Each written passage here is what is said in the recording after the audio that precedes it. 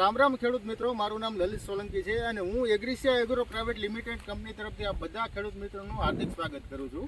હવે આજે આપણે જૂના પીપળિયા ગામમાં એક પ્રગતિશીલ ખેડૂતની મુલાકાત કરવા આવ્યા છીએ.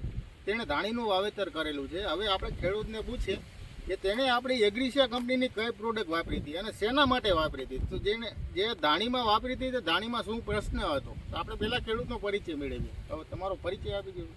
મારું નામ વાડોદરિયા ગૌતમ ગોરધનભાઈ છે.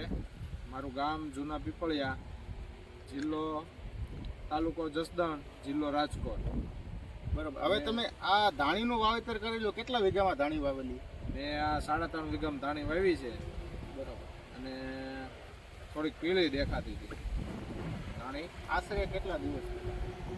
આશરે સમજો ને 18-19 તારીખે આ ધાણી પીળી દેખાતી હતી. આજે 27 તારીખ છે.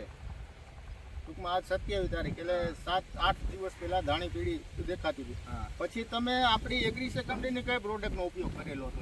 ફનસ ફરનાસ પ્રીમિયમ કોમ્બી. હા, આ પ્રોડક્ટ આપણે વાપરી હતી. બરોબર. તમારી ધાણીમાં આ ફરનાસ પ્રીમિયમ કોમ્બીનું તમે છંટકાવ કરેલો હતો. બરોબર.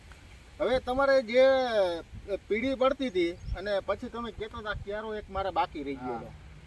આ એક કેરામાં હાવ છેલ્લે પંપમાં થોડોક વધી હતી ને દવા, એ અહીંયા સુધી લાગી હતી.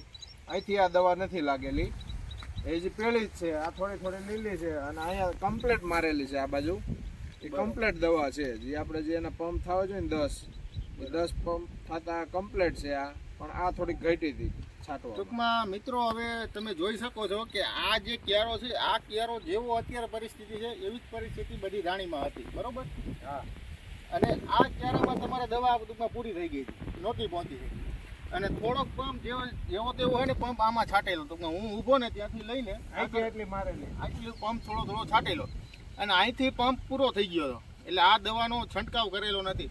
બાકી બીજી ધાણીને તમે જોઈ શકો છો કે એમાં અત્યારે ગ્રીનરી અને ગ્રોથ પણ સારો છે. ગ્રોથ ને કરનારી બે સારી છે આમાં. બરોબર. તો તમને આ આપણી એગ્રીસિયા કંપનીની ફરનાસ વિશે બીજા ખેડૂત મિત્રોને માહિતી દેવી હોય તો વાપરી આ પ્રોડક્ટ સારી છે.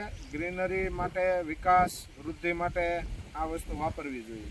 બરાબર. હવે ખેડૂત મિત્રો, આ એક આપણું એગ્રીસિયા કંપનીનું ફરનાસ પ્રીમિયમ કોમ્બી કરીને પ્રોડક્ટ આવે, જે મિક્સ માઇક્રોન્યુટ્રન્ટ આવે. આ ડાય પોટેશિયમ ઇરિડિયા પંપમાં આવે મિત્રો. એટલે આનું શું થશે કે તમે પંપમાં આનું પ્રમાણ છે 15 ગ્રામનું, પણ તમે કદાચ તમે 30 ગ્રામ કે 50 ગ્રામ નાખશો તો કોઈ છોડ ઉપર રિએક્શન નહીં આવે. કારણ કે આમાં સોડિયમ ક્લોરાઇડ, નાઇટ્રેટ કે કાર્બોનેટ નથી આવતું.